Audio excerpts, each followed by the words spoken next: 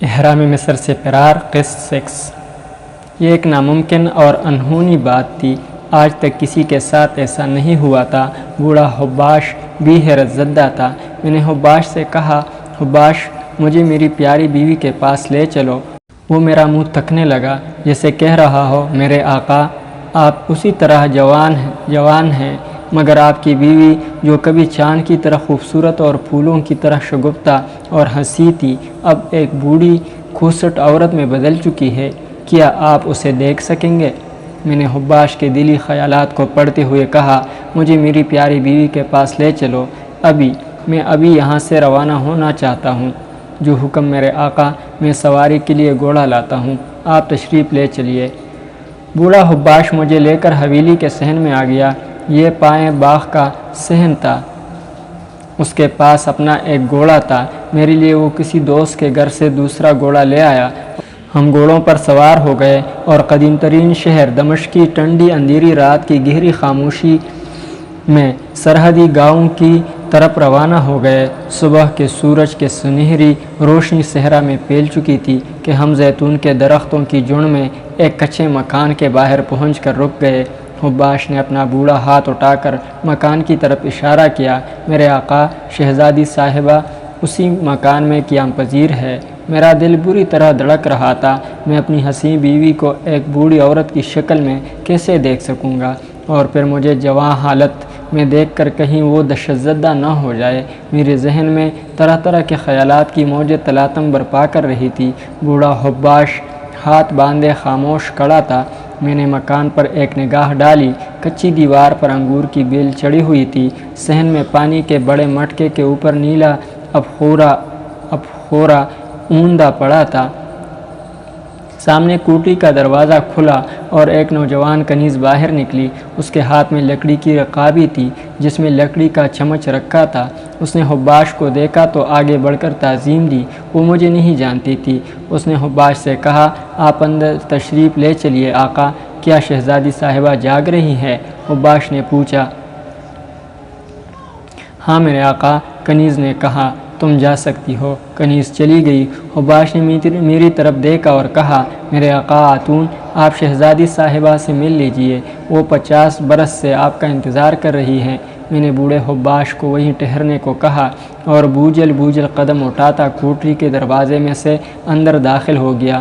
کوٹری کے عقبی کھڑکی میں سے دن کی روشنی آ رہی تھی۔ کھڑکی کے پاس ایک چارپائی بچھی تھی جس پر ایک عورت لیٹی تھی۔ اس کا چہرہ چھت کی طرف تھا اور جھریوں سے بھرا ہوا تھا۔ وہ ہڈیوں کا ڈھانچہ بن گئی تھی۔ یہ میری بیوی سمارا تھی، جس کے عارض بہار آفرین سے کبھی خرطوم کے سرخ گلاب کی کرنیں پھوٹا کرتی تھی۔ اس کے بال سفید ہو چکے تھے۔ وہ بال تھے جن کی سیاہی کبھی افریقہ کی سیاہ گٹاؤں کو شرماتی تھی اور جن کے جوڑے میں سے کبھی دریائے نیل کے دریائی کنول پھولوں کی مہک اڑا کرتی تھی۔ وقت اور میری موت کے غم نے اسے بے حد بوڑھا کر دیا تھا۔ یہ سمارا تھی، 70 برس کی بوڑھی عورت، ضعیف، جھریوں بھری ہڈیوں اور ڈھانچہ۔ اس کی آنکھیں بند تھیں۔ اس نے کمرے میں کسی کی موجودگی کا احساس کرتے ہوئے نحیف آواز میں پوچھا، مجھے اٹھا کر بٹھا دو شالیان۔ میں سمجھ گیا وہ مجھے اپنی کنیز سمجھ رہی تھی جو ابھی اسے دودھ اور شہد پلا کر گئی تھی۔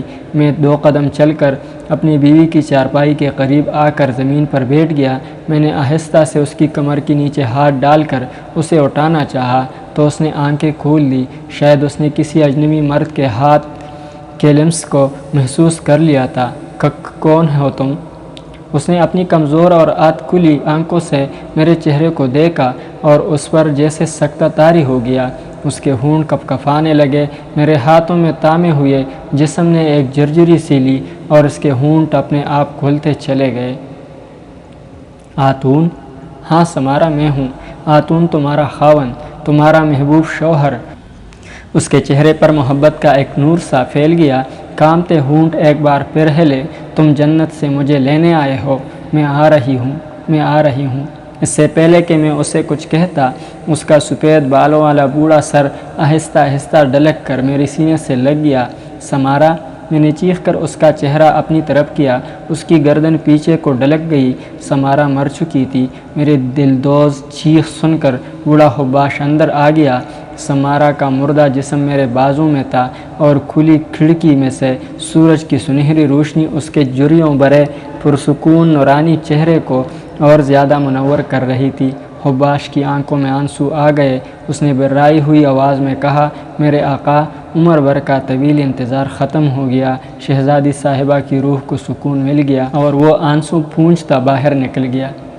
میں نے اپنی پیاری بیوی کے بوڑھے سر کو اپنے سینے سے لگایا اور میری آنکھوں سے آنسوں کا ایک طوفان امٹ پڑا۔ جانے میں کب تک اپنی وفاشار بیوی کے مردہ چہرے کو اپنے سینے سے لگائے روتا رہا۔ جب میری دل کا غبار ہلکا ہوا تو میں نے حباش کو آواز دے کر اندر بلایا اور نم آلود آواز میں کہا، میں اپنی پیاری سمارا کو مصر میں اپنی والدہ کی قبر کے ساتھ دفن کرنا چاہتا ہوں۔ میرے آقا، اس وقت مصر میں آپ کے تایا کپروتی کے انتقال کے بعد اس کے بیٹے کی حکومت ہے۔ کہیں وہ آپ کو گرفتار کروا کر زندان میں نہ ڈال دے۔ مجھے اس کی کوئی پرواہ نہیں۔ میں نے کہا، مجھے اب جینے سے کوئی دلچسپی نہیں۔ میرا اس دنیا میں اب کون رہ گیا ہے جس کے لیے زندہ رہوں گا؟ جو ہوگا دیکھا جائے گا۔ اپنی بیوی کو مصر کے قبرستان میں اپنی والدہ کی قبر کے پہلو میں ہی دفن کروں گا۔ میں نے اپنی بیوی کی لاش کو دمشق کے ایک ماہر حنوطی سے حنوط کروا کر ایک خوبصورت قیمتی تابوت میں رکھا اور ایک قافلے کے ساتھ اپنے وطن مصر کی طرف روانہ ہو گیا۔ حباش میرے ساتھ تھا۔ میری بیوی کے صندوق میں سے اس کے زیور جواہرات اور میری کتاب طب بھی مل گئی جس میں میرے اور میرے باپ کے انمول طبی نسخے اور نادر جڑی بوٹیوں کے خواص درج تھے۔ یہ ایک بے حد قیمتی ورثہ تھا جسے میری پیاری بیوی نے سنبھال کر رکھا ہوا تھا۔ زیورات، کپڑے اور جواہرات میں نے اسی زمانے کے رواج کے مطابق اپنی بیوی کی ممی کے ساتھ تابوت میں ہی بند کر دیے۔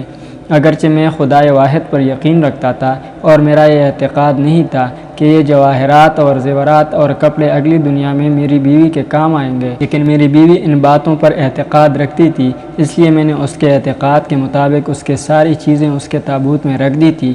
3 راتوں کے سفر کے بعد پوفٹے یہ قافلہ آج سے 5000 برس سے بھی زیادہ قدیم مصر کے دارالحکومت ایتھنز کی ایک کارواں سرائے میں پہنچ گیا۔ 50 برس گزر چکے تھے۔ شہر بہت تبدیل ہو چکا تھا۔ بابل بادشاہ کے حملوں نے اسے دوبارہ تاختہ و تاراج کیا تھا اور شہر ایک بار پھر آباد کیا گیا تھا۔ میرے جاننے والے نوجوان اب بوڑھے ہو چکے تھے اور بوڑھے مر کھپ چکے تھے۔ نہ وہ کپروتی فرعون رہا تھا اور نہ میرے خلاف سازش کر کے مجھے زندہ دفن کروانے والا شاہی طبیب زندہ تھا۔ ہم نے تابوت اتروا کر کارواں سرائے کی ایک کوٹلی میں رکھوا لیا۔